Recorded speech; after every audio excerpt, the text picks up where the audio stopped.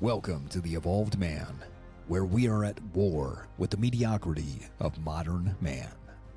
The Evolved Man is for men like you who are willing to be strong, open, and aggressive learners.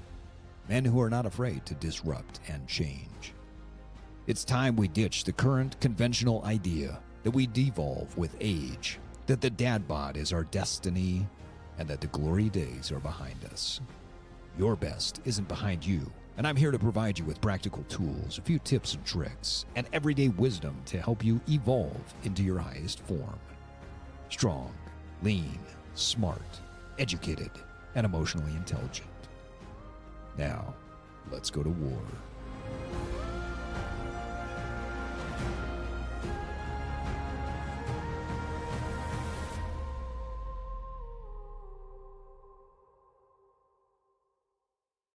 Hello, my friends. Welcome to episode 167. Drop fat, pick up energy, and craft confidence. The Executive's Guide to Building the Presence of a Powerful Leader. In this episode, we're going to talk about how you can create a sustainable plan to lose body fat, to gain energy, and to build a body that gives you the confidence that you're looking for. Let's talk about confidence. They say that confidence is quiet, insecurities are loud. When you have quiet confidence, there is a presence, there's a passion, and there is an energy about you that enters the room before you do. Now, recently, one of my clients told me that, quote, I couldn't believe how I felt. I've been speaking in front of groups for decades, and I've never felt more powerful. Now, this is an individual who runs his own business. He's a highly sought after professional speaker. And recently he told me, I am better now than I've ever been in my entire life. A man who stood on the stage for over 30 years now feels more confident than he ever did. He's dropped body fat. He's picked up energy, and he's crafted a body that gives him a powerful presence. And one of the most important things, if you are in any leadership position, is understanding how you communicate. And let me define what that looks like. So if you run a business, if you are an entrepreneur, if you're a CEO, if you are a COO, or simply if you are a father or a mother, you are a leader. How leaders communicate is through three critical areas. We call them the three V's: the visual, the verbal, and the voice. Now, the majority of the communication, 70% plus of our communication, is visual. The rest comes from the verbal and the voice. When you think about visual communication, we're talking about your physicality, your presence, your posture. It's not just the quote unquote body language or the language of the body, but it's how do you show up? When you walk into a room, do you have a body that commands a certain presence? Are you the type of person that when somebody looks at you, they know that you're a person of discipline, you are a person of mastery, and you are a person who takes great care in attention to detail? Do you carry yourself with great posture? Do you have a presence about you? And then when you speak, do you keep eye contact, chin parallel to the floor, chest out, and shoulders back? And are your movements fluid? You see, when we often think about the visual communication, we think about the body language of shifting this way, your eyes darting that way. And while those things are important, the most important part of your visual communication as a leader is how you show up. What do you wear? How do you stand? Does your body communicate exactly what you want it to communicate? Now, once we move past the visual, we've got the verbal and the voice. Now, the verbal is the words and phrases that we use, how we craft our sentences. Do we have brevity, or is there a length to our speech because it continues to go on and on? You see, the verbal is essentially the words, the phrases, and the way that we craft those pieces together. While important, again, it subjugates to the visual. If someone looks at you and immediately discredits you because of your visual, your verbal doesn't matter as much. Finally, the voice, your tone, your volume, cadence, and timbre. All of these things play into how you communicate with your voice. Visual, verbal, and voice. All three are important, but if you want to be an impactful leader, you need to focus where the majority is, and that is with the visual. You see, how we communicate with our visual is important, not just to other people, but it's how we communicate to ourselves, our personal view, our personal impact, and our personal power. When you stand in front of the mirror, when you get up in the morning and you stand with great posture, solid confidence, you look down and you have a body that you're proud of, you communicate immediately to yourself that you are of value and worthy of more. How you communicate to others and what you think is relative to how you take care of your body and your overall physical presence. Your personal power and the way that you see yourself is directly communicated externally. And your ability to influence others immediately without saying a word is where the visual power has its significance. So let's say that you're listening to this episode and you want to stick around. Let me tell you why you're here. Number one, you had to stop a nutrition program at some point because you ate a diet that didn't work for you and your family life. Maybe you've been on a diet before. Maybe you had a nutritionist that you hired and you said to yourself, gosh, this worked, but then it didn't. And so you're here because you want to learn how to do it for the long run. Maybe you've dropped body fat, but you didn't look the way that you wanted to. Perhaps you're in pain from trying to work out over and over and over again, and you can't figure out why you keep injuring yourself. Maybe you've lost weight before, but you couldn't maintain it. And maybe you've purchased programs in the past that you tried to shoehorn into your lifestyle and you just got tired and confused and you've wasted your time. Now, as you know, if you've been listening to the podcast for any period of time, or if you're new here, I want to welcome you and introduce myself or reintroduce myself.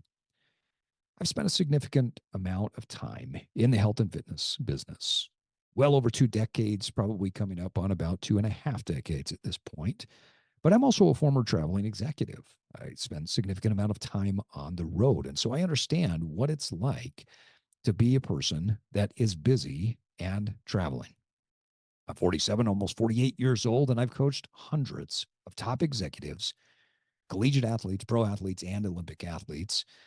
And I'm a former radio show host turned podcaster with a passion for helping others to evolve.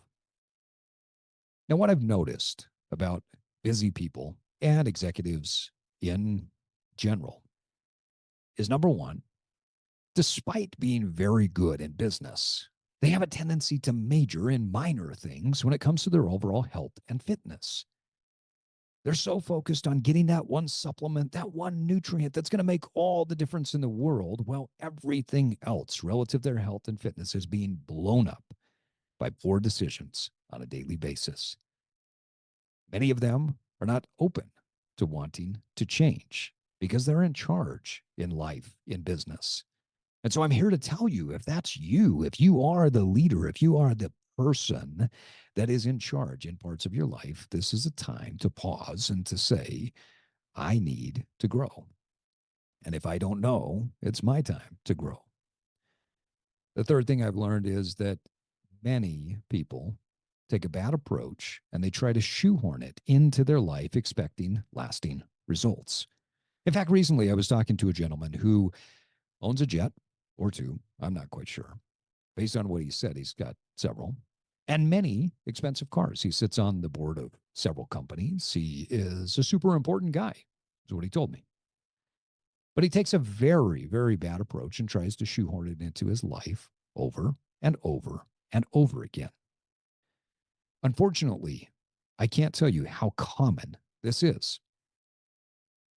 The last thing that I've learned is that many executives dissociate and ignore the physical presence and the fact that their physical presence is being seen by everyone. And if they were to actually put some time and some effort into what they're doing, it would change everything.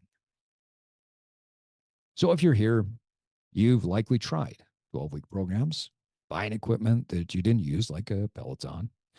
You paid for a dietitian program that just wasn't sustainable, and you probably worked with in-person personal trainers as well. You're also probably looking to increase your energy, balance a healthy lifestyle with your work and family, drop body fat and keep it off, and get stronger and reduce pain. Now, you're listening to the wrong podcast if you believe that we have to get worse with age. If you're looking for another cookie cutter approach to a diet, if you're looking for a quick fix, a supplement, an injection, a diet secret, or a prescription to get you lean. Or finally, if you just have low standards and you're okay with having an overweight and unhealthy physique, this is not the podcast, not the episode for you. So today I want to cover, how do you stop the cycle of weight gain and loss and truly craft an evolution? Why short-term fitness programs fail to answer the three most important aspects of long-term success. How you can naturally improve your hormones, sleep better, and maximize your energy while building your best body. Why choosing one method of working out is hindering your success and blocking you from achieving your goals. And finally, why weight loss is an overrated goal and how to frame success instead. So today, during this episode, it's really just the tip of the iceberg. Now, I'm going to share with you as much as I can about how to create sustainable fat loss, build muscle, and get you off of the yo-yo cycle, the up and down of weight gain, weight loss. My goal is that by the end of this podcast, you have information to get you started on crafting your powerful presence. Now, if you want more information, you can always reach out and see if my executive coaching services are going to be right for you. Because what I do is about living. It's about living well. It's about living life without limits, but it's also about living a life on your terms. Let me tell you about one of my clients that came to me about 5 or 6 months ago. He had lower back pain, shoulder pain, and elbow pain, and it limited him from playing with his grandkids and running with his adult kids. He had weakness and pain in his knees that severely limited him from his previous 2 races. He said to me, I've got 2 years of racing and feeling defeated. Lack of flexibility meant that he couldn't touch his toes, hang from a bar, or even go for a run without pain and limitation. He suffered from significant drops in energy and just every few days or every couple of weeks would crash. Where is he now? Low back pain has been eliminated and flexibility has improved. And this is without long stretching sessions or going to hours and hours of yoga. His shoulder and his elbow pain are gone, and it's not limiting him from playing with the grandkids.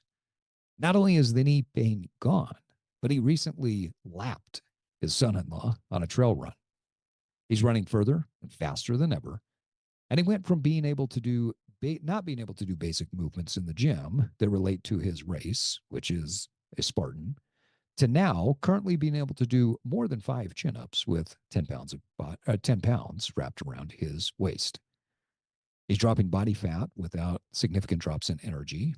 And really, the main thing is that he feels so much better. In fact, he said, I'm running and I don't have any knee pain. And I can't believe I'm stronger at 55 than I was 20 years ago. So what did he do? Well, he followed the 3 keys of my signature process. The first one is nutrition. The second is fitness. And the third is the consulting. Now, the nutrition I use what I call the OPF model, Optimized Performance Fuel, which we'll get into in just a minute. For fitness, we use the Evolve method, specific strength, zone-based cardio, and soft tissue to build a strong frame. My consulting I call the psychosocial emotional model of consulting. The psychology addresses the behaviors, the social talks about longevity, and the emotional is how do you develop your emotional intelligence so that what you change stays with you. Let's jump into nutrition. Now, why do most nutrition programs fail? Number one, they aren't rooted in science. They focus on what you can't eat rather than following a scientific process.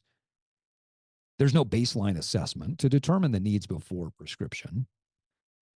They make minor things into major things. And finally, they lack a comprehensive plan, i.e., you lose weight, but now what? Now, the bonus reason why they fail is they're designed by people, quite frankly, with disordered eating patterns, and they instill in you disordered eating without tackling or taking into account the psychosocial emotional aspect of eating. So, what do you do instead? Now, my OPF model follows a simple 5-step process. Number one, you set goals, your calorie and macronutrients, think proteins, fats, carbohydrates, and food targets need to be relative to your goal. Two, we list the favorite foods that you enjoy. Because what I do is I reverse engineer how we keep those things a part of the plan. The only restrictive rule that I have when it comes to nutrition is I ask you not to eat things that negatively affect you. So for me, that's soy. I don't do well with soy. I have an allergy to it. And so my number one restrictive rule is that I don't put things into my body that will cause harm. Number three, we need to get an accurate baseline. I have my clients track for anywhere between 7 to 14 days before I give them any prescriptive guidance. Number four, we set targets relative to your goal and need. And number five, we set a year-long plan that includes phases of fat loss, muscle gain, and maintenance, which includes travel and holiday strategies. One of the most important things that we do, though, is we move beyond the binary. The binary is that food is good or bad, healthy or unhealthy, clean or unclean. The reality is there are 6 C's when it comes to nutrition. Paramount to my OPF model are the 6C framework. Number one is culture. When you think about food relative to your culture, I want you to think about how you interact with family, with friends, with holidays, and maybe even with your religion or your neighborhood. You see, food brings people together. Wherever you live, you have a culture that you are a part of.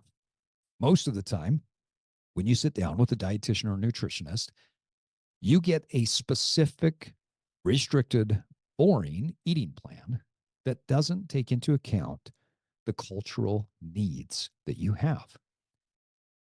The second C is convenience.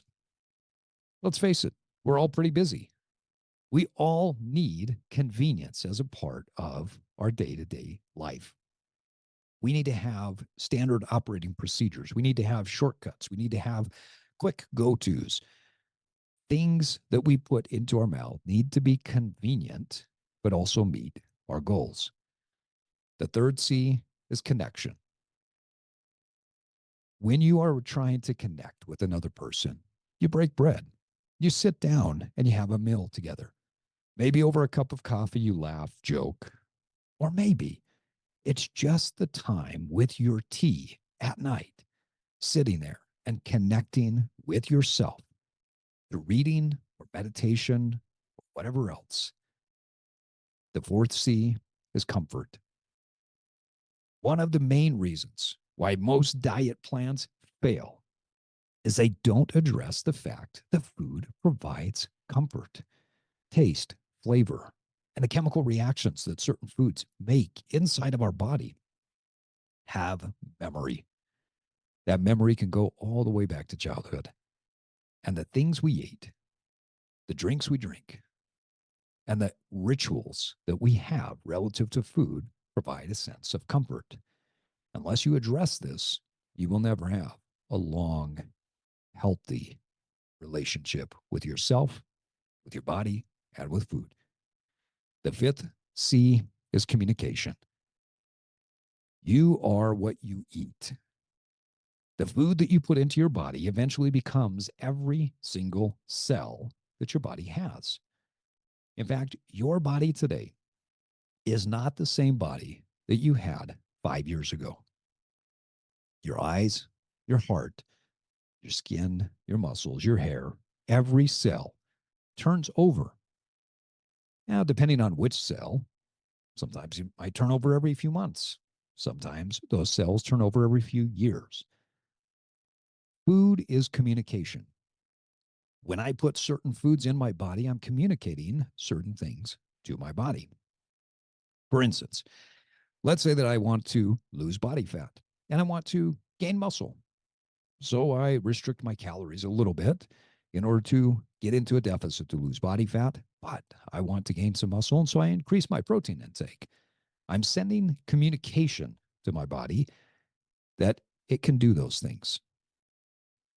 Now, the sixth C is one that is beautiful, and I think far too often is missed in our society, but it needs to be brought back, and that is creativity.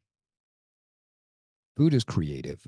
In fact, the old adage of you eat with your eyes first still holds today. Food is a creative expression of what's alive inside of you, but it is also a creative expression of love, compassion, and caring.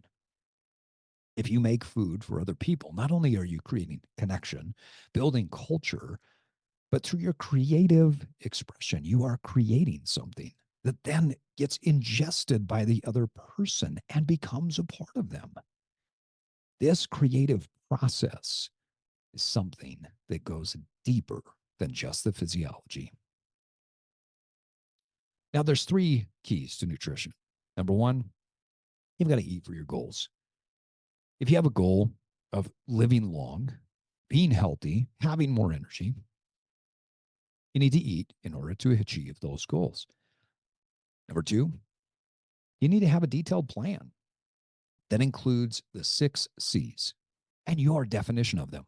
I can't tell you what your comfort or your culture or your connecting points are, but I can tell you that if we identify those things through the process of my coaching and consulting plan, that you will live a much happier and much more healthy life. Next, you need to have a detailed plan that is set up annually. Are you looking to get lean, to build muscle, to maintain? The annual plan needs to flex relative to the times, the seasons, and your goals. The third key is to get a baseline and adjust as your body changes. Now, how many times have you gone on a diet and you saw some significant results at the very beginning, and then you hit a plateau and you think the diet's not working? Except the diet did work to get you to that state. But the diet needs to change because you don't have the same body that you started with. Whatever your baseline is, that's where you start. Wherever you want to go, we need to adjust as your body changes. The bonus key is you got to stop spending so much money on supplements and time researching things that don't work, or worse, they make it difficult to achieve your goal. Sleep, energy, and hormones can be significantly impacted by nutrition and lifestyle changes. You don't need to spend thousands a month on supplements if you get a few of the keys correctly. I want to tell you about my client, Dan. One of the things that happened when Dan came to me is he said, "Hey, I want to put on some muscle. I think I need to lose a little bit of body fat, but as a type 1 diabetic, I would like to manage my blood sugar, my A1C better." So we adjusted his nutrition to meet his goals. Through the process, he lost 8 pounds of fat and gained 7 pounds of lean mass in 16 weeks. Now, remember at the beginning of the episode how I said weight loss is an overrated goal? You see, if Dan looked at the scale throughout the 16 weeks that we've worked together, he would have lost 1 pound. And by all accounts, that would have been considered a complete failure if weight loss was the goal. Now, this head of marketing says I now feel like I belong in any room. My presence is filled when I walk in. I don't even worry about when I take my shirt off at the pool or go to the beach with my kids. I just do it and I have fun with them. I'm fully present. You see, when nutrition is part of your life, you don't feel like you have to go on a restrictive plan or a big binge and bounce back and forth between these two binaries. Now, once we've tackled nutrition, we move on to the evolved method of movement. And I want to talk about why your current workouts are failing you. Number one, you aren't doing the right training to meet your goals. Now, your goals could be physique related, they could be mobility related, pain management, etc. So you're not doing the right things to meet those goals and to meet your needs. You probably have an issue with joint stabilization. You need to correct some movement faults. You probably have some things that are getting in the way from you moving the way that you want to. And so your current plan is not working because it's not meeting your goals and your needs. The second reason why your workout is failing you is your workout has the wrong goal, i.e., burn calories to make up for nutrition. Third, you're using the wrong exercises and form that you learned from people who didn't understand proper movement. Think high school coach telling you to look up when you squat. Fourth, you aren't using an annual periodized plan. So, to get away from what's not working into what is working, how would you apply the evolved method?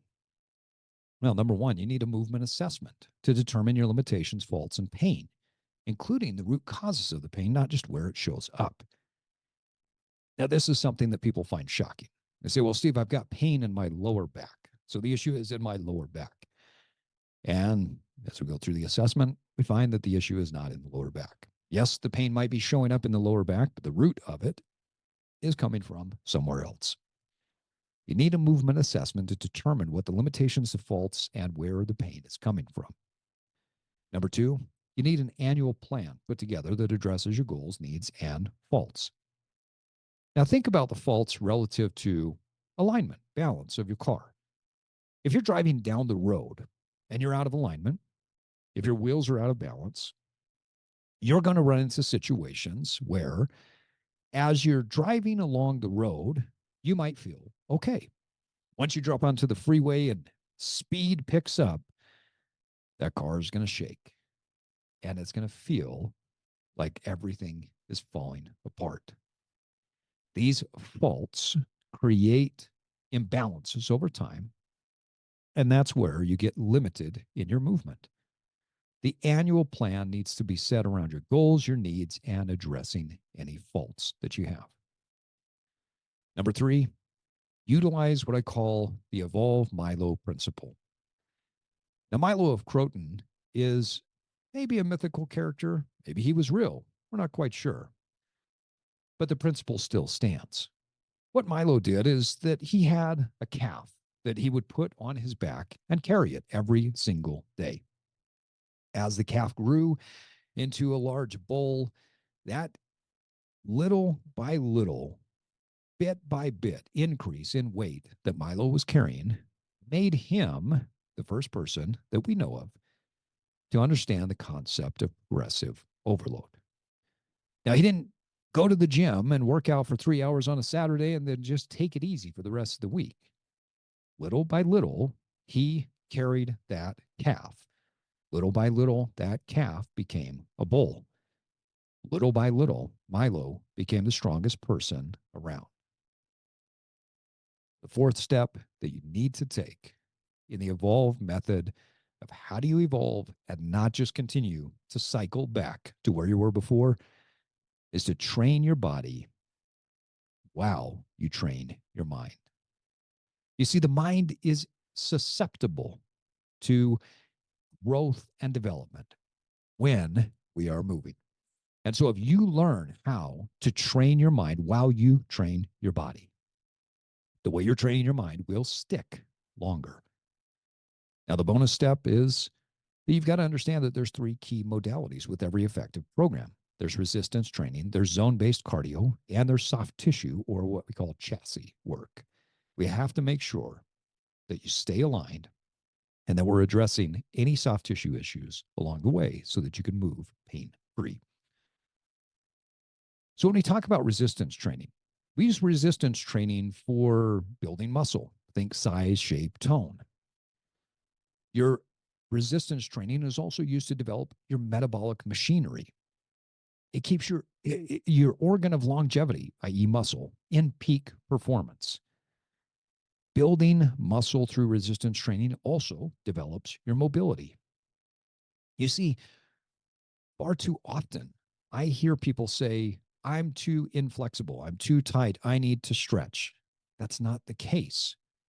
You can stretch, you can go to yoga, and you can sit for an hour or two in a pigeon pose.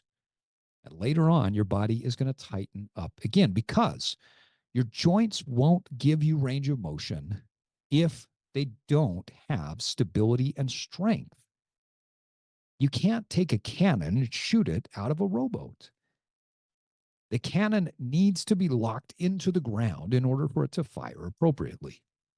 You put a cannon in a rowboat, you're either going to sink the rowboat or it's going to blow apart. We develop mobility by building muscle and developing strength. And the final piece to the resistance training is that we've got to get your pumps working. The venous return, the lymphatic system, they all work when our muscles are pumping blood in and out. The second modality, zone-based cardio. Zone-based cardio is the best way to improve your heart and your circulatory cardiovascular health. We do zone-based cardio to also increase energy and your lung performance. Now, we don't do zone-based cardio as a way to lose body fat. It's not very effective. That's done primarily through the nutrition. But by strengthening the heart, the vascular system, and the lungs, you will become more vital and more energetic. Finally, we use soft tissue or chassis work. We do this to create supple tissue, to improve mobility, and to make sure that you can continue to move in a healthy way.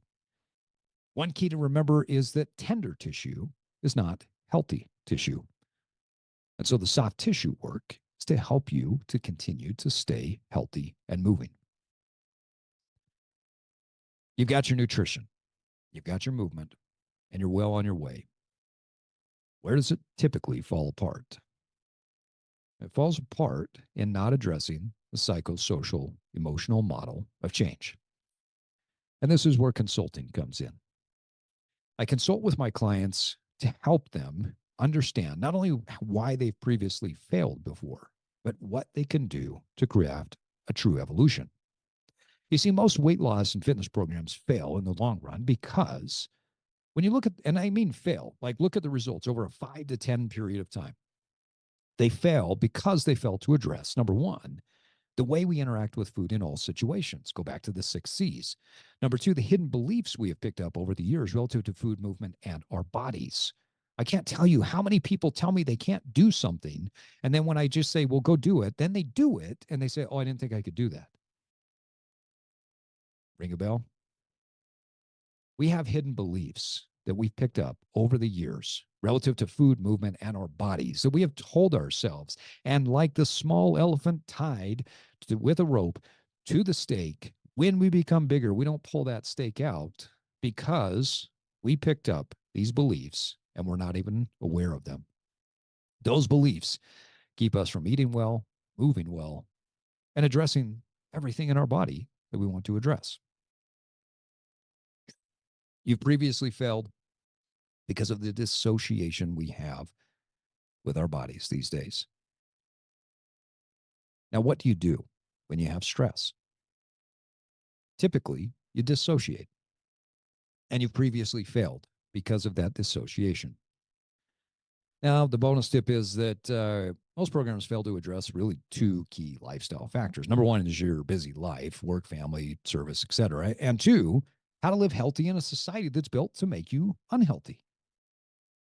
How many people How much money, how many times have you heard in the last 2 weeks about genuine healthy practices versus the new weight loss drug? Billions of dollars are going into telling you that this new injection is going to be the secret to your long-term weight loss. Well, guess what, guys? I don't care who you are. I don't care what doctor you're getting paid, told, and I don't care what company is putting their millions of dollars behind it.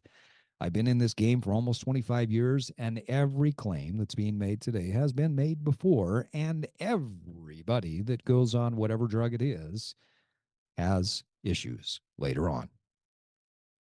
You see, you're not taught how to live healthy in a society that's made to make you unhealthy. You're just told there's another pill, powder, or poke to get you to where you want to get to.